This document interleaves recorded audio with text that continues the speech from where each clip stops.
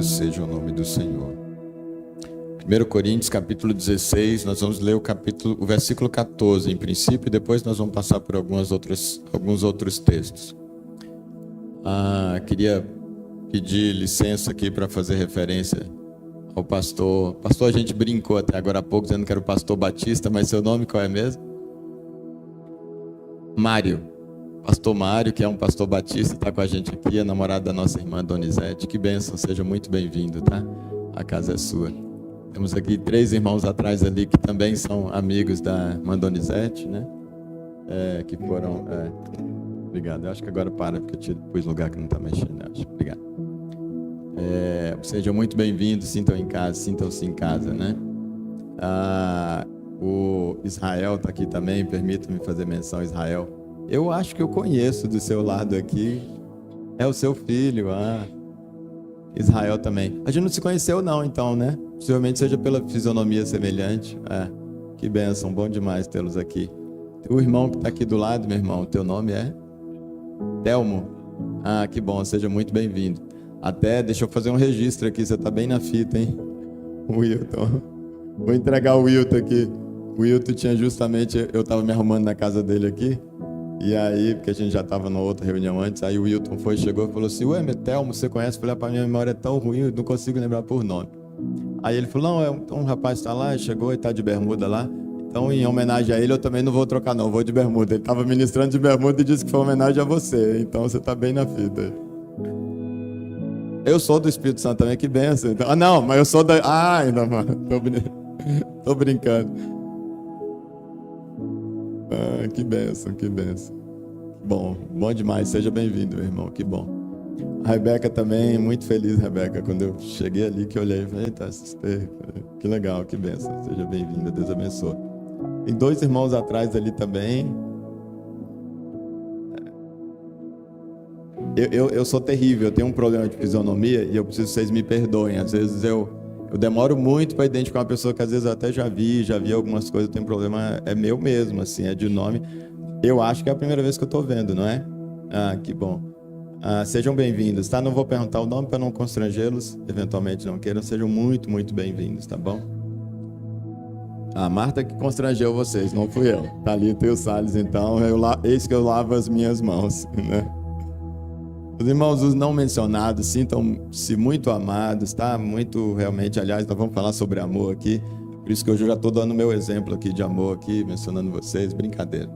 1 Coríntios, capítulo 16, versículo 14.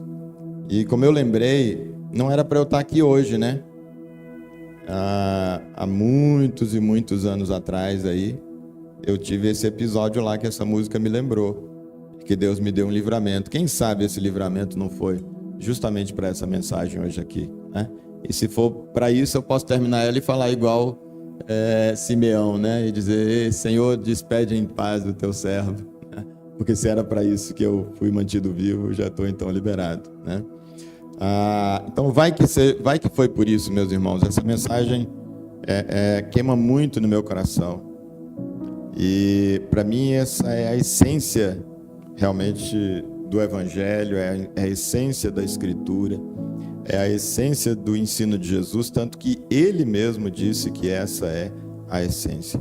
1 Coríntios capítulo 16, versículo 14. Fazei tudo com grande amor fraternal. Fazei tudo com grande amor fraternal. Eu estava umas 2 semanas atrás, na minha casa eu tenho esse versículo pregado na parede. E eu estava lendo ele, eu disse, meu Deus do céu, essa podia ser a marca da igreja no Gama Sul. Podia ser esse versículo. E pensei, e quero até ofertar para a igreja, quero comprar o maior que tiver lá no lugar onde eu comprei, para depois a gente ver um lugar onde a gente pode afixar. Isaac, que bênção, obrigado, viu? Para a gente afixar em algum lugar aqui, para a gente ter isso sempre em mente, sempre em mente. Seria muito legal se a gente tivesse esse versículo como marca. Fazei tudo com amor. Lá a versão que eu tenho lá é só esse pedaço. Fazei tudo com amor. A pessoa que melhor já definiu para mim a palavra tudo na vida foi meu pai. Nunca me esqueço dele definindo. Eu não sei nem se ele lembra da definição. de amor, mas ele me falou uma vez, até eu que sou esquecido pra caramba, nunca me esqueci. O senhor lembra, papai? Definição de amor do senhor? De tudo, aliás? De tudo? Não? Uma vez meu pai comentando um texto como esse, que usava essa expressão de tudo, ele fala, vocês sabem o que significa tudo? E eu achava que sabia, mas agora você está perguntando, talvez não. A gente fica com aquela cara, ele tudo significa tudo. Até ele esqueceu, olha, a minha memória que não é boa e eu não me esqueço. E ele disse, tudo significa tudo. Então é isso que o texto está dizendo, fazei tudo em amor. Tudo. Inclui absolutamente tudo. Vir para a igreja, vir com amor. Pastor, me lembra de novo o nome, perdão. Pastor Mário. Fazei tudo com amor. A Donizete, tudo relacionado a Donizete é com amor. Tudo com amor. Ame muito a Donizete, cuide dela. Né? Vocês maridos, vocês esposas, namorados, namoradas, tudo com amor. O que eu vou fazer? O que eu vou deixar de fazer? Existe uma linha no meu namoro, eu vou atravessar essa linha, eu não vou atravessar essa linha. Eu vou fazer esse toque, eu vou deixar de fazer um determinado toque. Fazer tudo por amor. Eu vou para a igreja hoje. Estou numa preguiça danada, mas tem que ir, né? Não, faça por amor. Então não vou, porque o Emi disse que era para fazer por amor, e ir para a igreja por amor, já que hoje eu não estou sentindo no meu coração, não estou amando no meu coração, então não vou. Não, então você está na época da lei, que ainda não tem essa parte aqui que a gente vai caminhar em direção a aplicação desse texto, mas então tem que entender assim, não, eu não estou querendo ir, mas então eu vou, é porque eu, pelo menos nessa área, ou hoje eu estou no tempo da lei, a graça não me alcançou, ou hoje ela não está, nesse momento eu não estou vivenciando, e aí eu vou fazer por obediência à lei, e a lei diz que eu preciso ir, que eu preciso me reunir, que eu preciso me congregar, então mesmo sem vontade. Mas aí você vem assim, já quebrantando o coração e dizer, Senhor, o que está acontecendo comigo? Por que eu não estou indo por amor? A gente fala que a gente tem uns que vai pelo amor e outros pela dor. Senhor, por que eu estou indo pela dor? Estou indo por causa de medo, eu estou indo por... Eu não estou sentindo, não era realmente a prioridade minha hoje, eu estou indo mais por obediência. Me ajuda, Senhor, eu quero, a Tua palavra diz para fazer tudo por amor, eu não estou sentindo que é por amor, me ajuda aí por amor. E aí eu lembro do papai, quando ele acordava a gente no quarto, dava uma raiva, ele chegava para a gente cantando, pegava o violão de manhãzinha na escola bíblica, vamos nós subir até o monte do Senhor, a casa do Deus de Jacó. Rapaz, não tinha um pingo de amor na gente, ele estava cheio de amor, mas na gente não tinha. A gente era por obediência mesmo, no caso ao papai, não tinha opção. Mas a gente olhava e falava, caramba, como é que pode papai conseguir essa hora da manhã levantar com essa disposição para ir para a igreja? Amor, papai realmente, desde sempre, né? Desde que eu conheço ele. É por amor que ele faz, ele vem para o amor, ele faz uma visita por amor, ele faz uma visita no hospital por amor, ele chama a atenção de alguém é por amor, ele exorta é por amor, tudo absolutamente que ele faz é por amor. Fazei tudo por amor. Ué, meu, você está chovendo no molhado. Quem é que não sabe que a gente tem que fazer tudo por amor? Essa frasezinha que você está usando aí, ela é muito bonitinha. Eu vou ter que pegar um relógio que eu não enxergo aquele ali. Essa frase que você está usando, ela é muito bonitinha, mas você está chovendo no molhado. Todo mundo sabe que a gente tem que fazer as coisas por amor. É muito bonito falar isso e tal, beleza. Mas e eu com isso? Né? Como diz, e o Kiko? De fato, todos nós sabemos. Até hoje pela manhã a gente estava meditando com um grupinho nosso pequeno de comunhão, e aí a gente estava meditando naquela passagem que Jesus tem um jovem rico que chega para Jesus e diz, mestre, o que eu preciso fazer para ter a vida eterna? E a gente estava meditando, né, Marta? E a gente diz assim, caramba, o cara fez a pergunta certa para a pessoa certa. Era um jovem rico, mas de repente ele tinha consciência assim de dizer, cara, tá faltando alguma coisa. Meu dinheiro não pode comprar esse negócio. O que eu tenho que fazer? Essa vida vai acabar, eu tenho conforto, eu tenho tanta coisa que o dinheiro me pode proporcionar. Mas esse jovem de repente tinha essa sabedoria, esse discernimento. E ele foi para a pessoa certa para obter a resposta. Ele diz, mestre, o que eu preciso fazer para herdar a vida eterna? E tendo perguntado para a pessoa certa, ele obviamente obteve a resposta certa. Jesus fala dos mandamentos para ele, de repente ele diz: eu tenho observado isso aí desde que eu sou pequenininho. Deve ser igual eu, já nasci na igreja. Eu falo nasci na igreja, o pessoal não foi no hospital, fala: deixa de zoar. Daí ele: não, isso aí eu observo desde pequenininho. Jesus, ao invés de chamar ele de mentiroso, Jesus falou assim: veja que o mandamento que Jesus, um dos mandamentos lá estava o quê? Que Jesus menciona: amarás ao teu próximo como a ti mesmo. E aí Jesus, então, com muito amor para com ele, até porque Jesus não fazia nada que não fosse com amor, e Jesus olha para ele: não, então só está faltando uma coisa para você. Se fosse eu com o discernimento de Jesus, não ia, porque eu também seria cheio do amor dele, mas vamos supor que eu tivesse o discernimento de Jesus e sem o amor de Jesus. Eu ia olhar: seu mentiroso, sem vergonha, está mentindo na minha cara, para cima de mim. Realmente você acha que eu vou acreditar que você ama o seu próximo como ama você mesmo? Não, Jesus, com esse amor, ele só confronta ele e diz: não, então só está faltando uma coisinha para você. Nossa, que bom que você já está fazendo tudo. Só falta uma coisa agora para você ter o seu lugar no céu. Vai lá, vende tudo que você tem. Aí você pega o dinheiro que você arrecadar, leva e divide com os pobres. Fica sem nada. E os pobres com um pouquinho. Diz: e aí você vai ter um lugar no céu. A Bíblia diz então que aquele jovem se virou triste.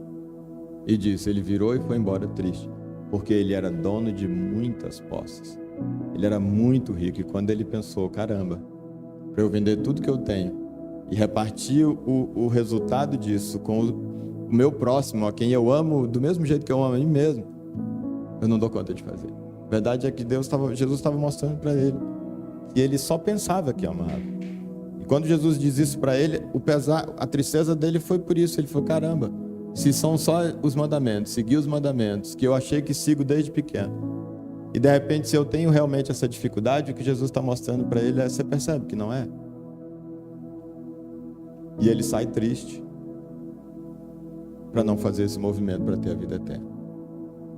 E essa passagem, ela faz a gente, de repente, se a gente fosse atentar um pouco mais, e a gente vê uma aparente contradição na Bíblia. Porque Jesus, de repente, diz assim: olha, só falta uma coisa para você. Vende tudo que você tem, dá para os pobres e você vai ter um lugar no céu. E de repente vem Paulo, 1 Coríntios 13, que daqui a pouco a gente vai ler. Ele diz: olha, ainda que você venda todos os seus bens e dê para os pobres, não vai valer nada para você.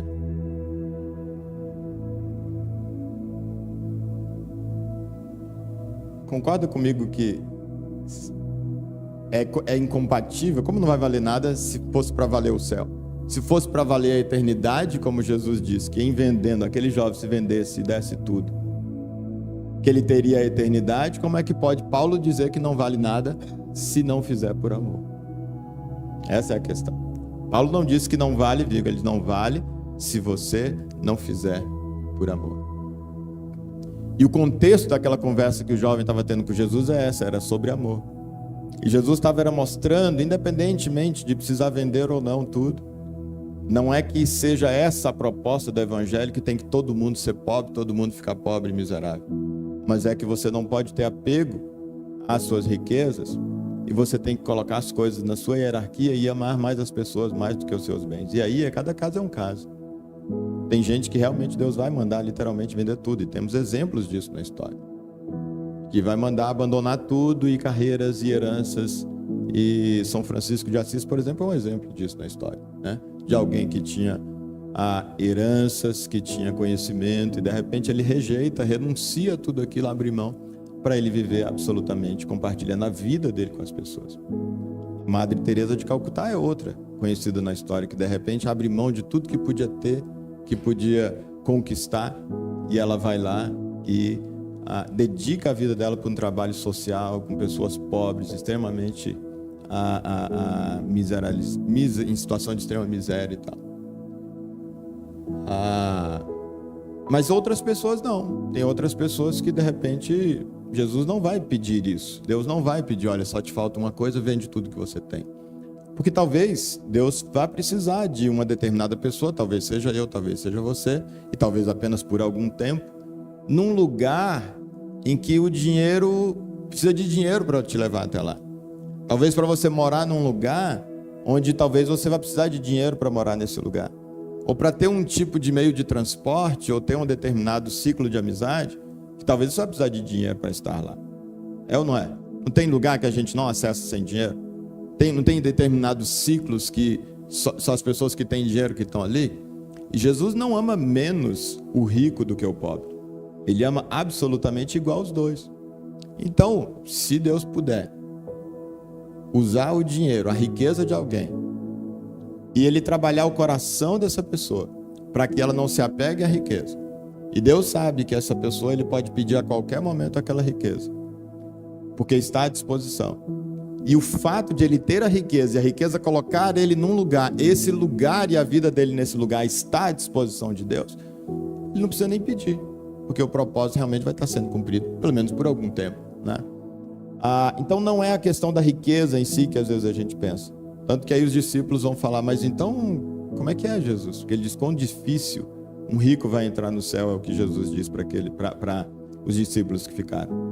E eles, olha, na verdade, o que é impossível para os homens é possível para Deus.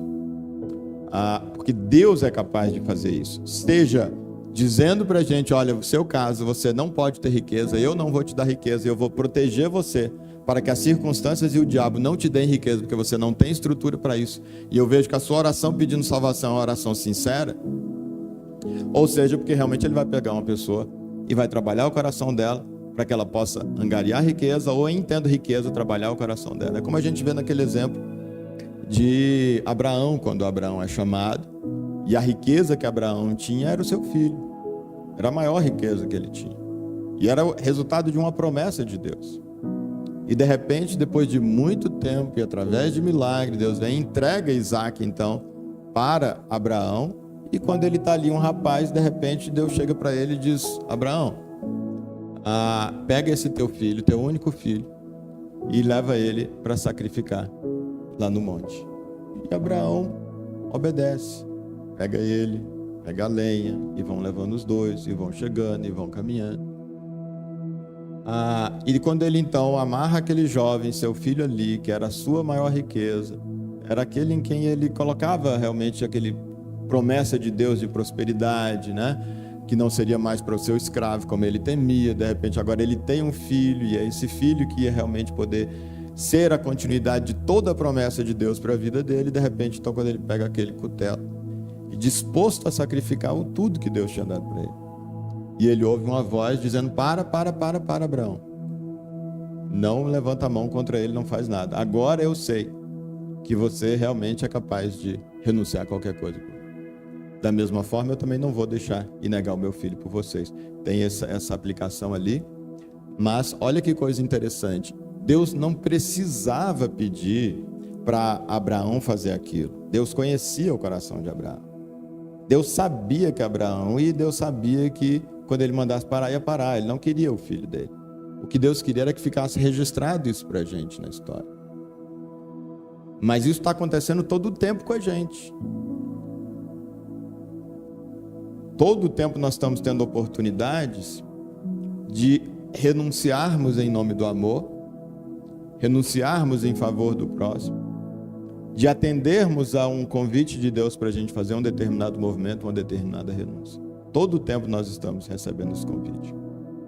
E alguns não recebem o convite e o desafio, mas Deus conhece o coração e sabe, eu não vou pedir porque eu tenho outros propósitos para ele, então eu não vou pedir, mas eu conheço o coração e eu sei que eu posso continuar dando riqueza para essa pessoa. E aí, seja de saúde, seja riqueza financeira, seja tantas modalidades de riqueza. E 1 Coríntios capítulo 13, volta um pouquinho na sua Bíblia aí, porque a gente corre um risco muito grande quando a gente fala em amor. Essa palavra amor está muito banalizada, né? Esse tema é minha paixão, porque eu tenho até um livro que eu escrevi a respeito disso. Quando eu tinha deixado de pastorear aqui, eu estava preparando umas revistas para a gente trabalhar aqui na escola bíblica, né? E aí eu continuei estudando com algumas pessoas, ele se transformou num livro que se chama Tudo se Resume no Amor. E baseado nessa afirmação de Jesus de que a lei e os profetas se resumem unicamente nesse preceito. Por isso eu amo esse texto, e um versículo como esse de faze todas as coisas em amor, ou com amor, me chama tanta atenção. 1 Coríntios, como nós mencionamos, capítulo 13, Paulo vai começar dizendo no capítulo 13.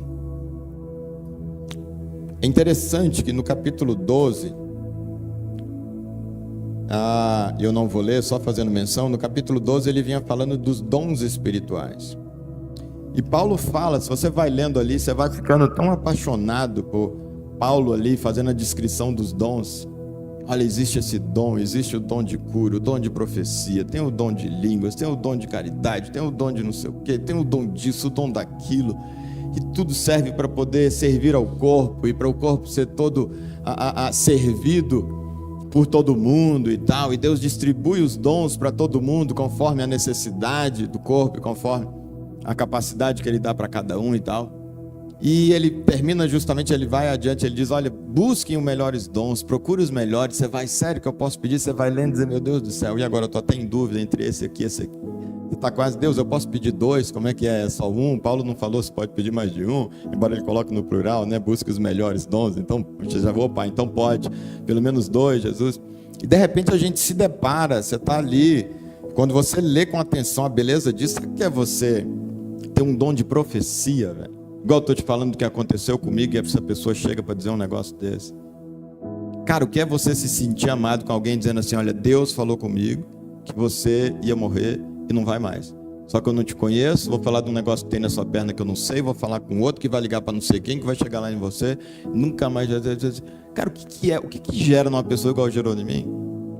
Sabe o que é você estar... Eu, por exemplo, quando eu fui fazer o concurso para defensor público, em que Deus mandou a pessoa e eu estava me perguntando se eu ia fazer ou não aquela inscrição e tal, tá na hora, não tá, eu tinha umas questões que eu tinha combinado com Deus, e agora eu estava em dúvida se eu combinei assim ou se foi assado, se eu já posso me inscrever ou não posso, e de repente eu estou ali pensando comigo mesmo, cá com os meus botões, e aí de repente uma pessoa, então, uma profetisa me chega e diz assim, meu filho, você está, eu a conhecia, né, bastante, mas ela não sabia que eu estava com esse pensamento, ela diz, meu filho, você está perguntando um negócio para Deus, né? E eu aí lembrei que eu estava me perguntando de algo sobre Deus, mas ninguém melhor do que responder era Ele, porque era sobre um acordo que eu tinha feito com Ele.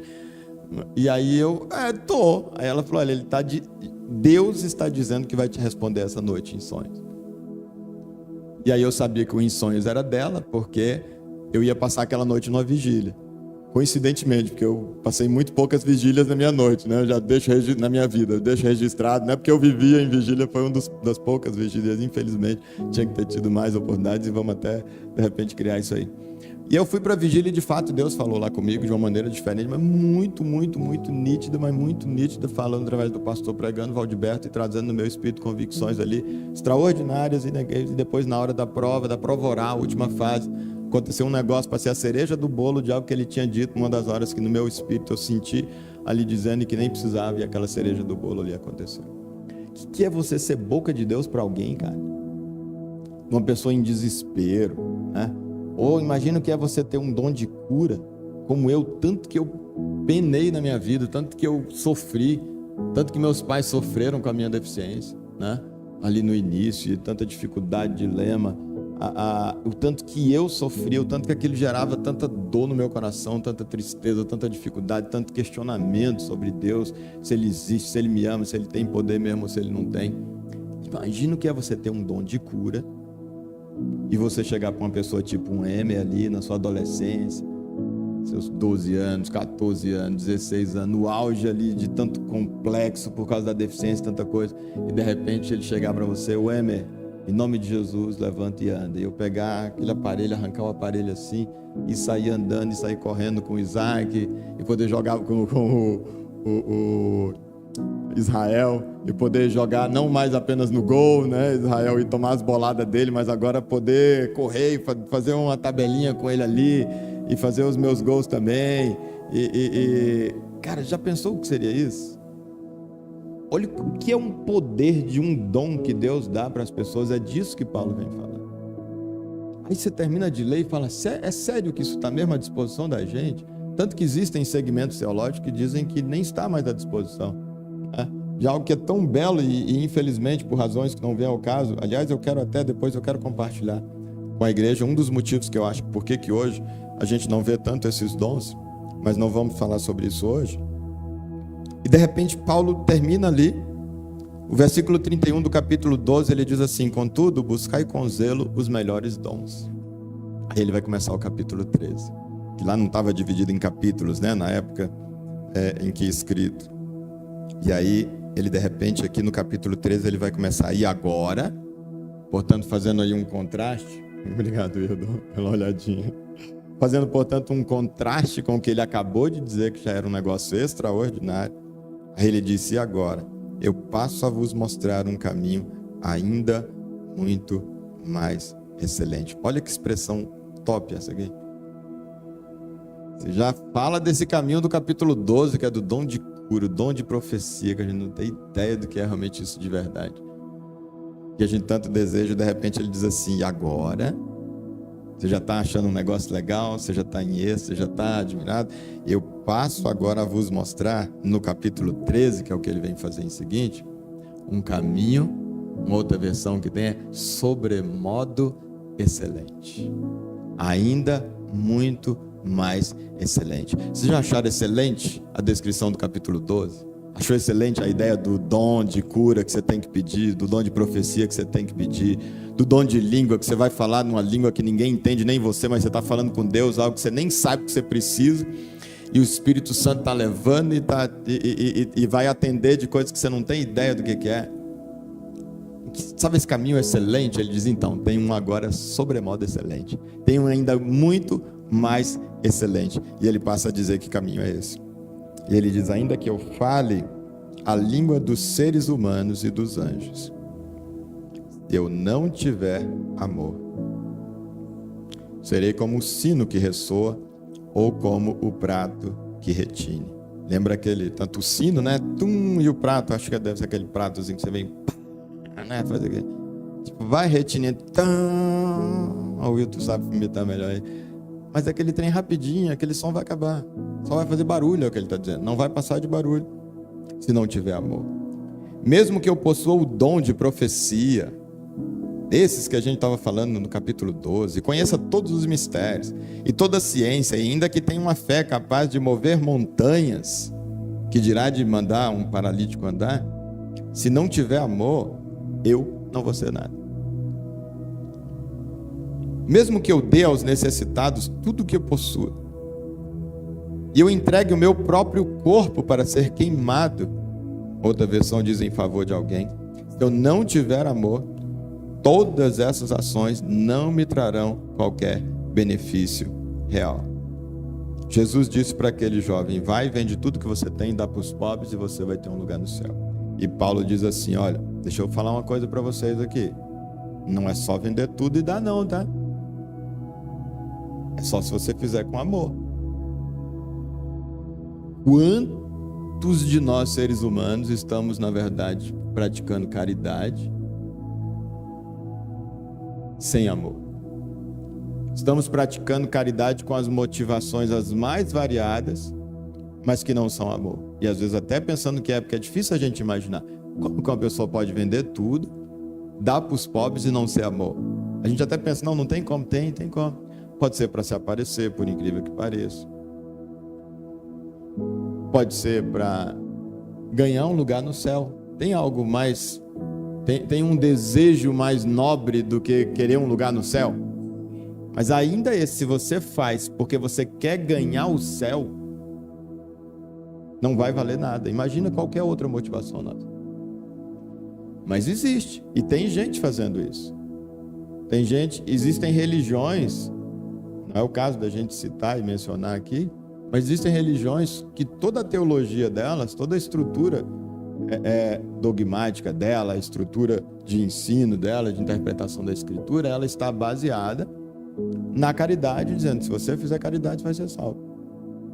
Quanto mais caridade você fizer, mais chance você vai ter de ser salvo. A caridade em si, sem realmente deixar claro que a questão do porquê eu estou fazendo caridade.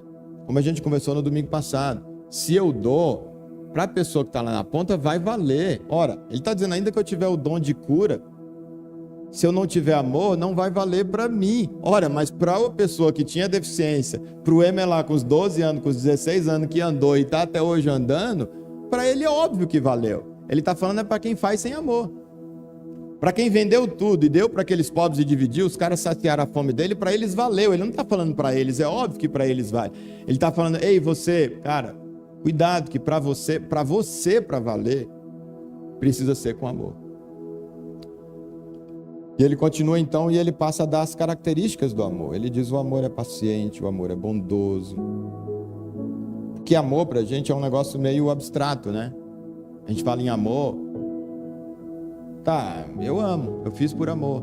Tá, mas amor, ele então traz para ser um pouco mais concreto pra gente. O que é amor? Amor é paciente, o amor é bondoso. Então toda vez que eu estou agindo com falta de paciência, o que o texto está dizendo pra gente? Que eu estou amando ou deixando de amar?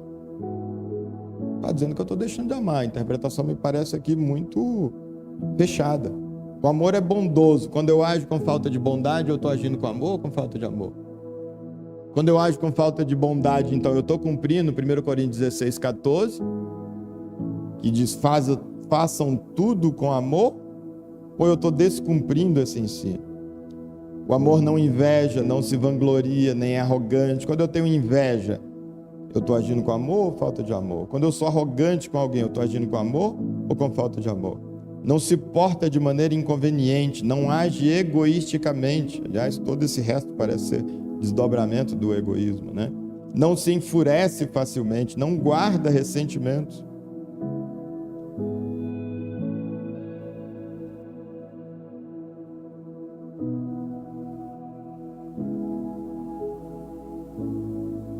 Quantas vezes a gente tem guardado ressentimento? Né? Quantos de nós tem?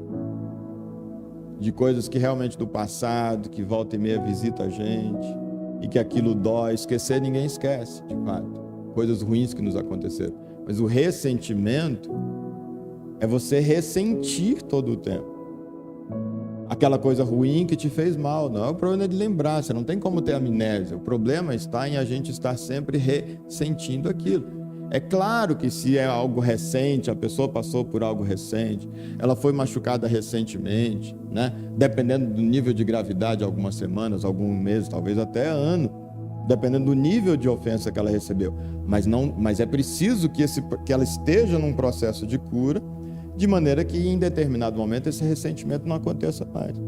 Quando eu tenho ressentimento, a palavra de Deus está dizendo que quando isso acontece, falta amor na gente. Ah, não, mas o meu ressentimento é para com uma pessoa que me fez mal, que me fez muito mal, você não tem ideia. Sim, mas Jesus disse que nós devemos amar os nossos inimigos, orar por quem nos persegue. Amar inclui os inimigos, inclui as pessoas que nos perseguem, inclui as pessoas que fazem mal para a gente. Olha, isso é tão sério que Jesus diz assim, olha, eu não quero nem o dinheiro de vocês se vocês tiverem ressentimento com alguém ou problema de relacionamento com alguém. O tesoureiro da igreja administrador que não nos ouça falar isso, né? Numa fase tão complicada da igreja. Mas é ensino de Jesus.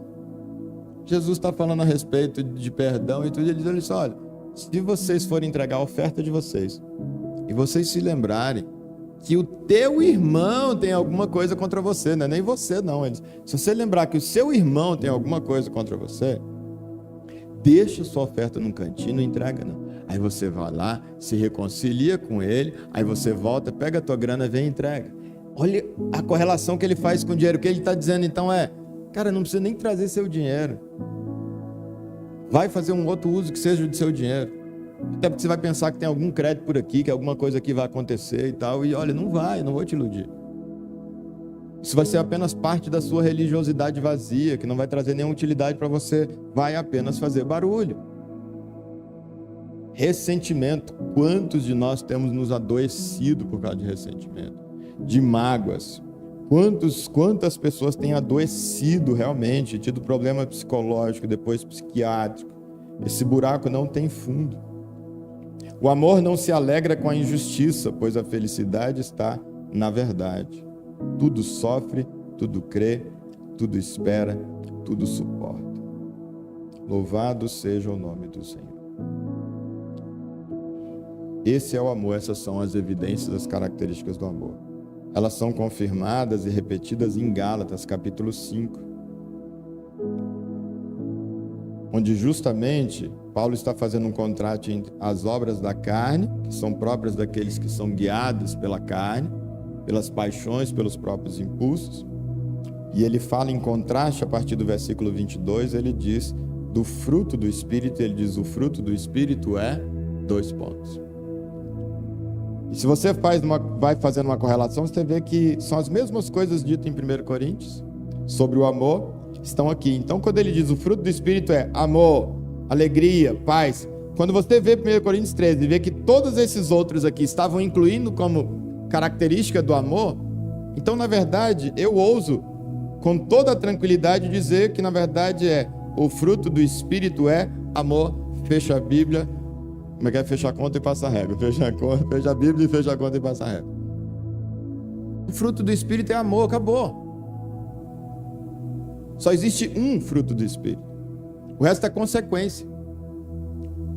Por isso que justamente 1 Coríntios 13 vai dar todo aquele delineamento, dizendo o amor é isso, o amor é aquilo outro. Que se você vai fazer essa análise, você vai ver que coincide. É a bondade, é a benignidade, é a mansidão, é o domínio próprio. Que tudo que está aqui é exatamente o que acontece lá. E ele diz, quem faz contra essas coisas, não há lei.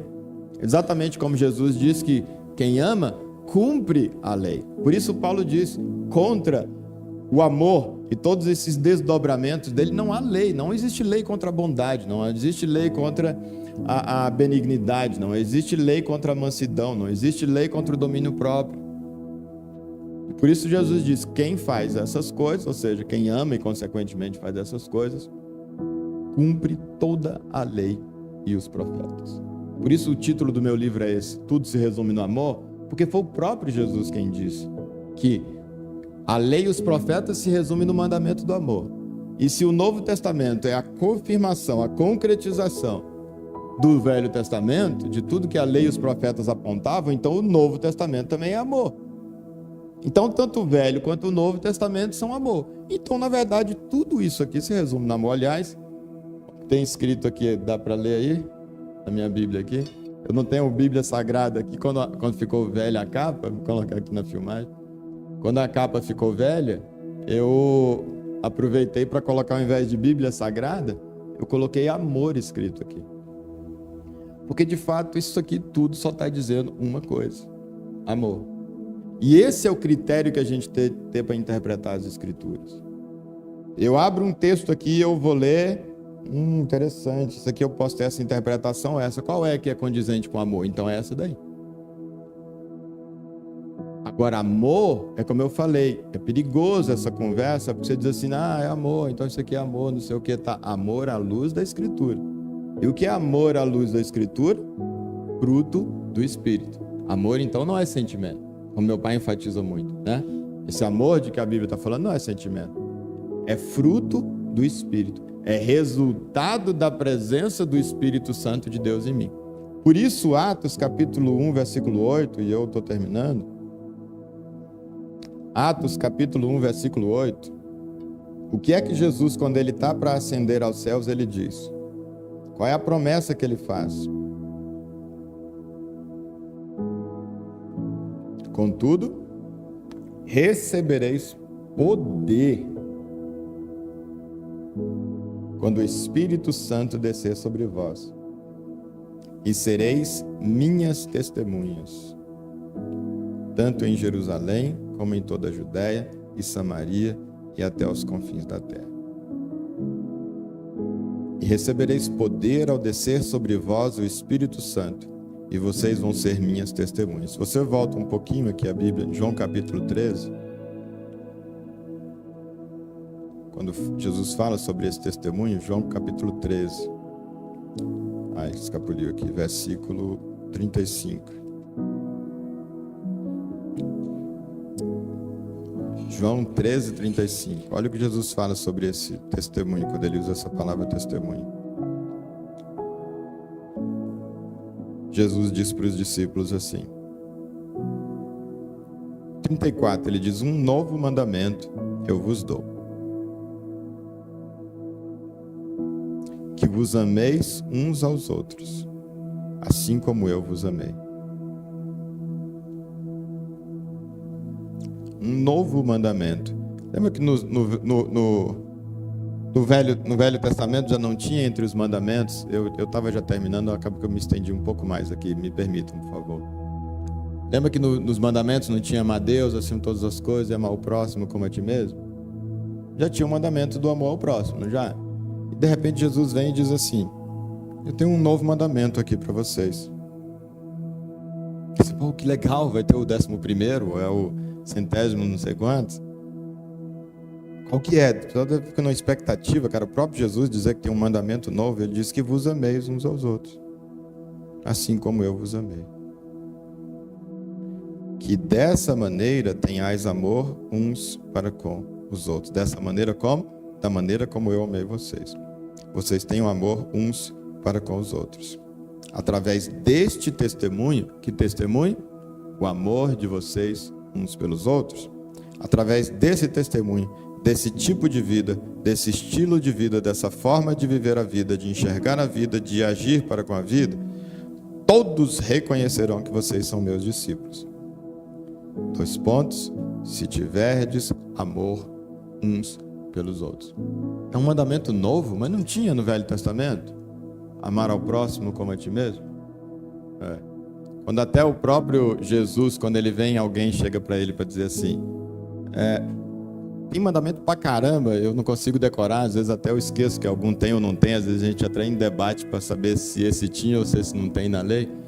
E de repente ele diz: dá uma ajudada pra gente e diz qual que é o principal, porque se eu não conseguir cumprir tudo, eu vou cumprir pelo menos o principal. Aí ele diz: o principal, Jesus deve ter coçado a cabeça assim, a barba, imagina, né? Tô zoando. Mas aí Jesus vem e diz para ele assim: o principal, amarás a Deus acima de todas as coisas. Acho que ele já ia virando de costas, né? Acho que ele já ia virando para sair, então assim. E o segundo, semelhante a esse, aí ele vai. Amarás ao teu próximo como a ti mesmo. Então ele está falando sobre a lei, está dizendo, a pergunta foi sobre os mandamentos da lei. Quando ele repete esses 2 da lei e ele diz: e o segundo, semelhante a esse, é esse. Ele diz: nesses 2 mandamentos se resume toda a lei e os profetas. Então, quando ele vem dizendo aqui sobre um novo mandamento, causa espécie, causa perplexidade, porque de repente você diz: ué, mas se já existia o mandamento de amor ao próximo, o que eu vejo é que, na verdade, existe uma mudança de referencial. E aqui eu estou terminando e a gente vai, inclusive, tomar a Santa Ceia já, tá bom? A gente já vai aplicar com a Santa Ceia essa aplicação que eu vou fazer com vocês. O ser humano lá atrás, eu insisto muito nisso, eu vou falar muito sobre isso, vocês vão ficar carecas igual eu, ou até mais igual meu pai, talvez mais que eu. Vou ficar careca de ouvir isso. Que eu falo muito do livro do princípio, dos princípios. Gênesis é o livro do princípio ou dos princípios. E ali fala de quando Deus fez uma primeira versão do ser humano, e aí ele vem e diz assim: não ficou bom. O Deus que faz tudo perfeito, que nunca erra, de repente ele faz o ser humano, e ele conversou com a trindade entre si, diz: façamos o homem à nossa imagem, conforme a nossa semelhança, e ele faz o boneco de barro, e ele sopra sobre ele. De repente Deus olha e diz assim, tipo eu olhando para o Isaac, é fácil olhar para o Isaac e dizer: não ficou bom. Mas não é tipo Isaac, cara, você não está entendendo, era Adão, cara, não é tipo Isaac. É fácil olhar para o Isaac e falar: logo tu, hein, Isaac, a mata está ali. Mas Deus olhou o Adão, que o próprio Deus fez, modelou com as próprias mãos, soprou o próprio fôlego nele, o sopro e o fôlego de vida nele, e ele se torna ser vivente. E Deus olha assim: não ficou bom. Por que não ficou bom? Imagina a trindade conversando. Claro que eu estou zoando, brincando, né? Imagina a trindade conversando: cara, não ficou legal. O que aconteceu? E de repente um deles diz assim: a gente não combinou que ia fazer a nossa imagem conforme a nossa semelhança? Foi. Como é que um ser isolado, existindo completo em si mesmo, vai poder refletir a nossa imagem e semelhança que vivemos 3 em 1? que vivemos em harmonia e comunhão perfeita. Ah, é isso! Aí ele, não é bom que o homem esteja só. Assim como eu, pai, não estou só, você, filho, não está só, o Espírito Santo não está só. E por isso que é bom, e por isso que é vida, porque a vida acontece nesse movimento da gente como 3 em 1, ele vai dizer, é isso então. É óbvio que Jesus já sabe, Deus já sabia disso. Por que é que ele faz então essa primeira e essa segunda versão? Para que eu e você pudéssemos entender esse desenho. Quando a gente está falando uma coisa e a pessoa não entende, fala assim, quer que desenha? Hoje em dia se fala muito isso.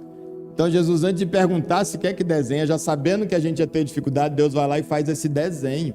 Ele faz uma versão de um ser humano completo em si mesmo, com todos os dons, todos os talentos, todas as qualidades, tudo que podia caber num ser humano, do que o próprio Deus coloca, ele vai e coloca. Aí ele diz, só que assim não é legal. E a gente, mesmo com esse desenho, a gente insiste em querer viver a individualidade, que é essa consequência do pecado. Quando a gente assume o controle da vida da gente, e a gente mesmo discernir o bem e mal, a gente diz, não, essa versão segunda que Deus fez, para a gente viver compartilhado e amando uns aos outros, não é legal. Essa conversinha desses mandamentos não é legal. Nem esse novo que ele mandou também não é legal. O legal é eu viver do jeito que eu quero. O legal é eu viver de acordo com o que eu discerni que é. O legal é eu viver, até fiz um comentário lá em uma postagem de uma amiga do Israel, que ela tinha justamente colocado um post de uma pessoa que, pelo jeito, é muito famosa, nunca vi, milionária, não sei das quantas, lá deve ser assim. E aí a pessoa dizia assim, eu, dá a ideia de que já apanhou tanto da vida, alguma coisa, e aí ela diz assim, agora eu decidi que eu só vou fazer o que for bom pra mim. Aí eu fiz um vídeo, um react em cima dele, tá até lá no meu Instagram, falando assim, esse na verdade é o grande problema nosso da humanidade. É que a gente, de repente, por causa de decepções, de problemas na vida da gente, de pessoas que agem mal com a gente, que são injustiçados, que são injustas, que nos perseguem, que nos fazem mal, que nos têm por inimigo, etc. A gente, de repente, a gente fica tão machucado que a gente diz assim, cara, agora sou eu vou fazer o que é bom para mim. Eu vou viver a minha vida, eu vou viver em si mesmado em mim mesmo, eu vou viver para mim, e o que for bom para mim eu faço, o que não for bom para mim eu faço. Eu vou discernir o que é bem e mal, e o meu discernimento de bem e mal é o que é bom, tudo que for bom para mim. E a gente, na verdade, só acaba de se mergulhar mais na porcaria. Com esse desenho que Deus fez, ainda assim a gente não entende. Essa versão de viver tentando o que os outros podem dar para você, o que você pode dar para você, o que eu posso arrancar mais desse aqui, é uma relação conjugal, é um namoro, né? É no trabalho, o que eu posso ganhar mais com isso aqui, o que eu posso extrair mais disso aqui, nunca vai funcionar. E a gente insiste nisso, a relação conjugal, a relação pai e filho, é o que eu posso tirar, o que eu posso ganhar, não, é o que eu posso dar mais. Esse é o princípio é da renúncia. Jesus diz, quem quiser vir após mim, negue-se a si mesmo, tome a sua cruz e venha. Esse é o princípio, e a relação é a mesma coisa. Quer viver relação?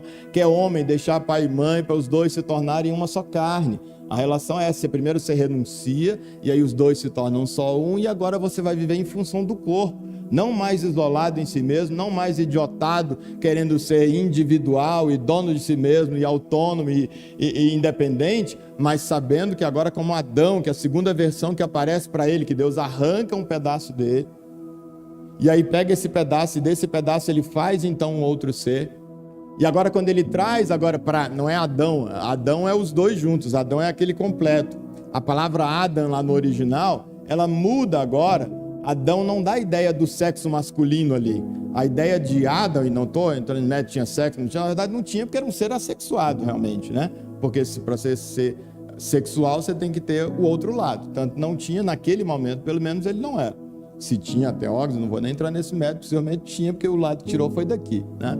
Mas fato é, Deus arranca um pedaço, o nome que tinha lá, Deus fez o Adam, que a melhor tradução que eu acho então é ser humano e não o homem, nesse primeiro momento que vem falando sobre a criação do ser humano. E de repente, nesse momento, quando Deus então diz, arranca um pedaço lá e forma a mulher e traz para ele, aí ele diz, esta sim. E aí, como o nome, por isso aquele texto anterior falando do nome que dava para os animais, é porque o nome que a gente dá normalmente é a sensação que a gente tem daquilo. E estava o ser humano numa busca, tanto que o texto vai falando, então, o contexto é o mesmo de lá de cima, e de repente agora ele diz, esta sim. é osso dos meus ossos e carne da minha carne. Ela vai ser chamada Ishá, porquanto do Ish foi tirado. A ideia a gente traduz ali em português como será chamada varoa, porque do varão foi tomado. Essa ideia lá no original de uma palavra que deriva da outra. Ele vai ser chamada Ishá, porque do Ish foi tirado. Porque ela é osso dos meus ossos. O que ele está dizendo é, eu estou me vendo nela. Agora sim. E agora ele pode viver dessa forma em que ele faz o bem, ele ama, ele cuida da sua mulher, só que ele está olhando, ele não está fazendo o bem para ela, ele está fazendo o bem para si mesmo na pele dela. Ele está fazendo o bem para ele mesmo no osso dela. Porque ele olha e diz, cara, é osso dos meus ossos e carne da minha carne, sou eu em você. Essa é a consciência que é da versão que... Essa sim é a versão boa, é a verdadeira vida. Por isso Deus diz, no dia que vocês comerem a árvore do conhecimento do bem e do mal, e vocês assumirem para vocês mesmos o controle da vida de vocês, vocês vão morrer. Por quê? Porque vocês vão perder essa capacidade de olhar para o outro dessa forma. E aí vocês estarão mortos. E aí, por isso nós precisamos desse poder. E aí Atos então diz, recebereis poder, porque isso não está mais à nossa disposição. Nós somos escravos de nós mesmos. A palavra de Deus diz que nós somos escravos daquele, uma das cartas de Pedro, daquele a quem nós nos submetemos a obedecer. Então nós somos escravos de quem? Lá no Éden, a quem que eles se submeteram, nossos pais Adão? Submeteram-se à própria vontade, à própria carne, renunciaram à vontade de Deus. Aí se torna escravo disso. Por tabela, também se submeteram à vontade de Satanás, ali na pessoa da serpente, na figura da serpente, eles acabaram ouvindo a serpente e não a Deus. Então nós nos tornamos escravos de nós mesmos, servos de nós mesmos e de Satanás. Então, se nós não tivermos o poder do Espírito Santo para dizer não para essa tendência nossa, nós não vamos conseguir amar o próximo. E, portanto, a vida não vai acontecer na gente. Por isso, Jesus, quando ele então vai tomar a Santa Ceia, instituir a Santa Ceia, e eu pediria aqui, quem puder vir para a gente para poder distribuir aqui os elementos, quando Jesus vai então aplicar a Santa Ceia esse momento, Jesus está à mesa com os seus discípulos e ele pega um pão como esse daqui, um pão inteiro ali, e aí então ele diz, este é o meu corpo que é dado por vocês. Como se ele estivesse dizendo, imaginem que esse pão é o meu corpo. Eu vou dividir ele com vocês. Veja que Jesus é apresentado por Paulo como sendo o segundo e último Adão. Esse primeiro Adão, essa primeira versão, morreu. Essa primeira versão fez o que Deus disse que não fizesse, que se fizesse morreria. E é um fato consumado. Por isso Paulo vai dizer que todos nós estamos condenados e nós já nascemos em iniquidade e em pecado e nascemos todos condenados. Aí Jesus então ele diz, olha, tá vendo esse pão? Eu sou o segundo Adão, como Paulo diz. Eu recebi um segundo sopro originário em mim. E eu sou o único filho de Deus, eu sou um com Deus, mas eu estou abrindo mão dessa posição minha, renunciando a essa posição minha, para poder compartilhar a minha vida com vocês. E ele parte então esse pão e divide com os seus discípulos. E aí Jesus faz a mesma coisa com o cálice. Ele pega, tá vendo isso aqui? Isso aqui é o meu sangue. Eu compartilho, estou compartilhando o meu sangue com vocês, no gesto que ele estava para fazer na cruz. E aí Jesus vai e conclui dizendo o quê? Façam isso todas as vezes em memória de mim. Façam a mesma coisa todas as vezes em memória de mim. Isso que é a mesma coisa o quê?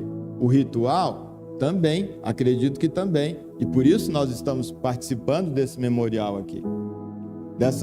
Desse instituto que Jesus instituiu. Mas também e principalmente a essência é que assim como eu compartilhei a minha vida com vocês, compartilhem a vida de vocês uns com os outros. Assim como eu fiz tudo por amor, assim como por amor eu renunciei à minha glória, eu renunciei à minha posição, eu assumi a condenação de vocês, eu fui lançado no inferno no lugar de vocês. Agora que eu ressuscito, todos vocês que ressuscitaram juntamente comigo, façam a mesma coisa que eu fiz. Amem o próximo como eu amei vocês, é o novo mandamento. Um novo mandamento eu dou. Amem ao próximo como eu amei. Como foi que Jesus amou? Com essa coisa de renúncia e de compartilhamento da própria vida. Veja que o que mudou da velha lei, do mandamento da lei de amar o próximo e do novo mandamento, de amar ao próximo, o referencial que muda. Antes, o mandamento, o referencial que eu tinha era eu, egoísta, por definição, absolutamente ama o próximo como a ti mesmo. É como ainda hoje nós cristãos vamos dizer: Deus mandou amar o próximo como a mim mesmo, então eu vou amar o próximo, mas primeiro eu tenho que me amar, eu tenho que me valorizar, eu tenho que me cuidar, primeiro eu, depois os outros. Ora, não sou eu o referencial, é o que eles dizem. Se eu sou referencial, é para amar o próximo como a mim mesmo. Se eu não amar a mim, eu não vou amar o outro. Então eu quero primeiro cuidar de mim, eu quero zelar de mim, eu vou primeiro me estruturar, vou não sei o quê. Depois eu vou cuidar dos outros. Só que o referencial mudou. O referencial agora é esse de corpo, não sou eu. Obrigado, Cícero. Obrigado, irmão. O referencial agora não sou eu. Quando ama o próximo como a si mesmo, ele não faz remissão, nos remete justamente a essa criação, a esse desenho de Deus no Éden, em que nos ensina que nós devemos viver dessa forma, olhando para o outro como carne da nossa carne e como sangue do nosso sangue, como osso dos nossos ossos.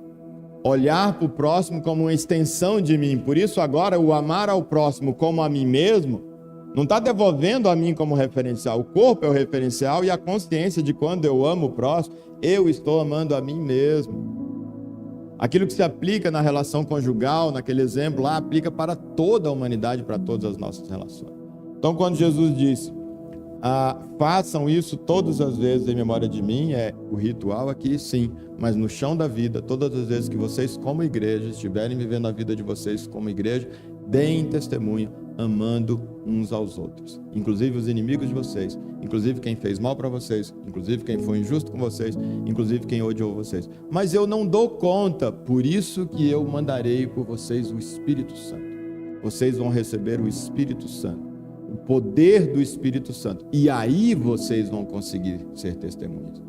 E nada melhor, porque aí quando você conseguir ser testemunha, você não vai apontar o dedo para alguém dizendo, eu consigo, ele não consegue. Mas, cara, se eu conseguir, por causa do poder de Deus, ele também vai conseguir. E ao invés de apontar o meu dedo para ele, eu vou ministrar para a vida dele e vou dizer, Deus, enche ele do mesmo jeito que você encheu a mim.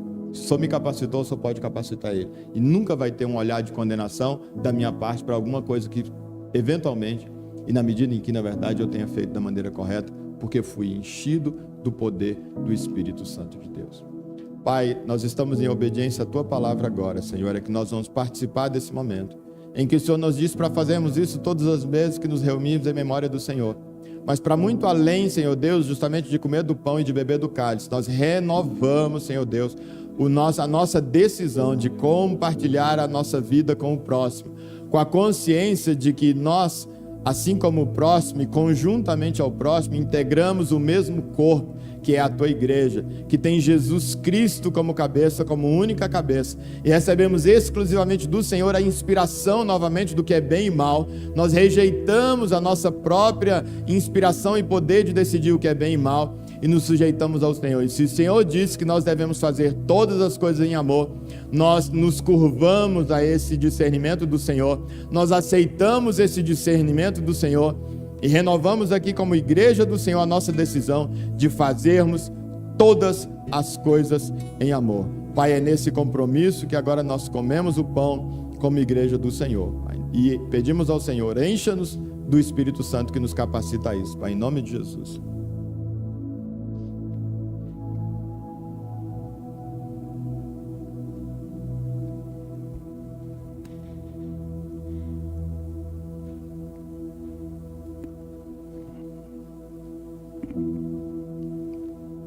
Não sei se você ia cantar, mas se puder, aquele enche-me espírito pra gente, mais que cheio eu quero estar. Podemos tomar também o cálice, meus irmãos? Enche-me espírito, enche-me espírito, mais que cheio eu quero estar. Eu menor do vaso, posso muito transbordar. Enche-me Espírito, Deus, o Senhor quem prometeu, Pai, que desceria e faria descer sobre nós o teu Espírito. Deus, não somos capazes de amar. Pai, nós ministramos sobre a sua igreja, Senhor Deus, o perdão dos pecados. A tua palavra diz que aqueles a quem nós ministrássemos o perdão, seriam perdoados os pecados. Pai, na autoridade do nome de Jesus, os pecados cometidos pelos teus filhos estão perdoados.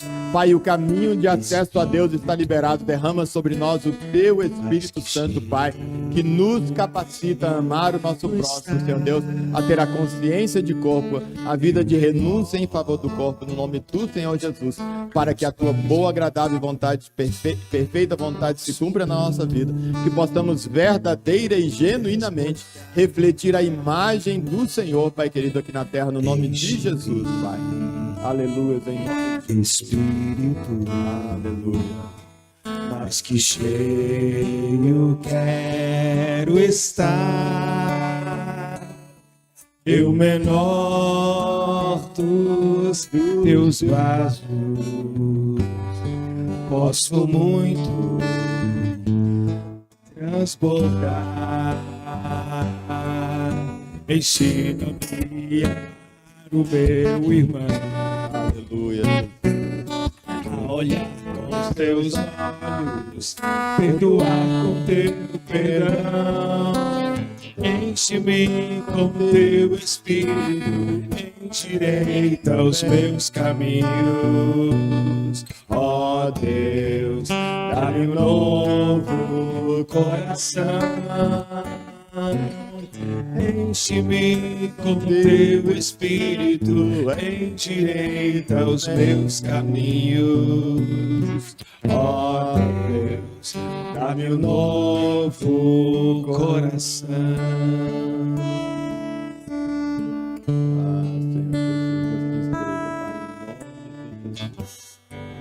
Não há nada, Senhor Deus, em nós que não precisa ser mudado, que não precisa ser transformado. Tudo que há em nós, Senhor, precisa ser mudado, precisa ser moldado, precisa ser transformado. Espírito, Aleluia. mas que cheio quero estar,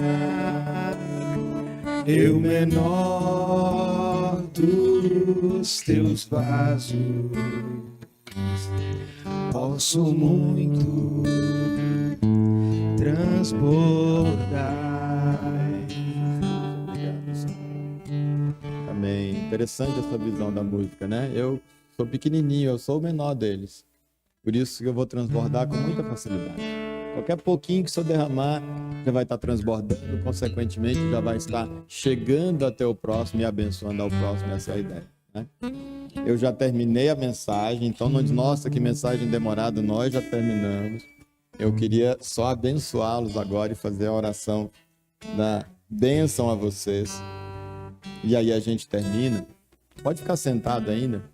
Aliás, ainda é até assim, aproveito para dizer que a vantagem que tem, vou até falar para a câmera aqui, a vantagem que tem do pessoal nessa igreja aqui, uma brincadeirinha, mas tem um fundo de verdade, hein? Tô chamando de verdade, eu tenho um monte de amigo cadeirante aqui, e gente que não é cadeirante também, que às vezes na igreja tá ali, e já tá, puxa vida, hoje eu tô tão cansado, vou ter que levantar de novo. A vantagem que tem aqui é que meu pessoal manda levantar, beleza, mas pelo menos na hora que tiver comigo, rarissimamente eu vou mandar levantar, porque eu não tenho essa malícia, não é que você nem serve, né? Mas como eu não vou, porque eu vou estar sempre sentado, eu não vou levantar, não vou mandar levantar quem não tá, sem estando eu sentado. Então, ó, se você não tiver um lugar que você tá aí, o Emer tá pescando em aquário, tá que seja, daí depois a gente conversa desse negócio de pescar em aquário.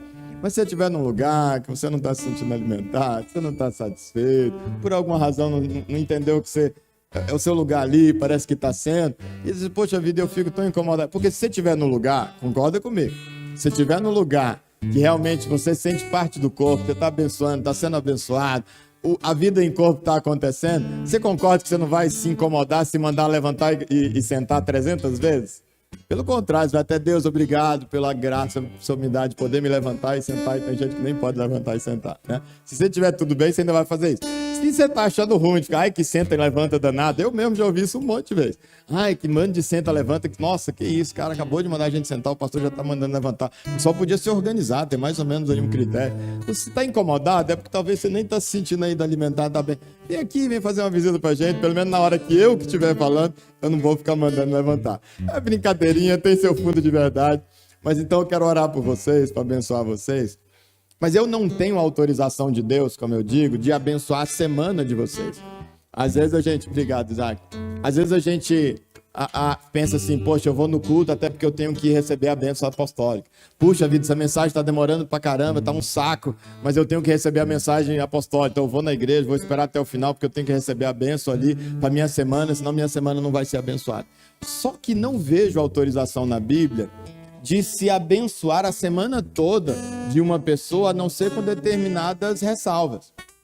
Você pode, temos o poder de abençoar. A Bíblia diz que aquilo que a gente abençoar está abençoado, que a gente ligar na terra está ligado no céu. Sim, de fato ele falou quando ele nos enviou para realizarmos a sua obra. Só que a gente, quando abençoa as pessoas, em nome de Jesus, a gente tem que levar em conta o ensino do próprio Jesus. E dentre os ensinos de Jesus, se eu vou ministrar para vocês a provisão da bênção na semana, dentre os ensinos de Jesus, na oração do Pai Nosso, ele diz o quê?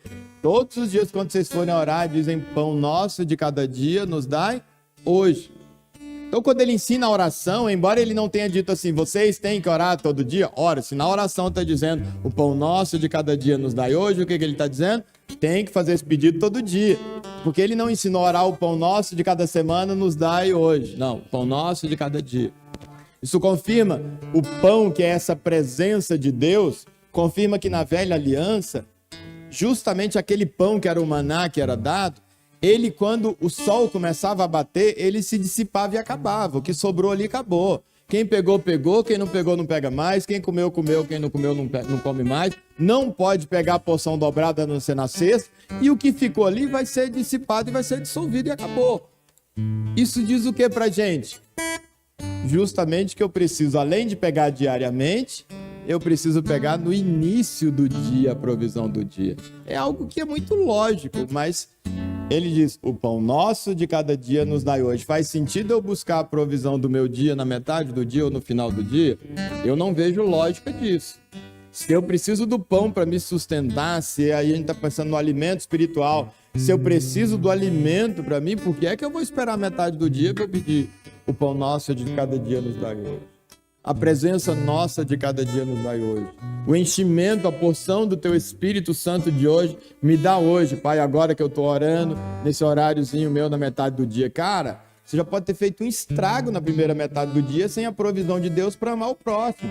Você já pode ter falado cada absurdo para sua esposa, para seu marido, já pode ter chutado seu cachorro, você já pode ter xingado meia dúzia de gente no trânsito. Porque eu estou correndo, eu vou deixar para orar no final do dia. Você não pediu a provisão de Deus, esse poder do Espírito Santo que capacita a gente a amar, depois não sabe por que não está conseguindo amar.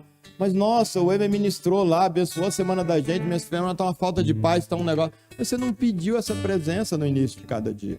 Então eu vou ministrar para vocês a bênção de Deus, que vem de Deus, porque em mim mesmo não tem nem para mim. Mas tem a virtude, se ele diz para a gente abençoar, a gente abençoa. Mas essa bênção de Deus vai alcançar cada um de vocês a cada dia, quando vocês obedecerem a Jesus e a cada dia, no início do dia, forem orar a sua oração do Pai Nosso, com consciência. Sugiro que ela dure 30 minutos aí, para ser de consciência.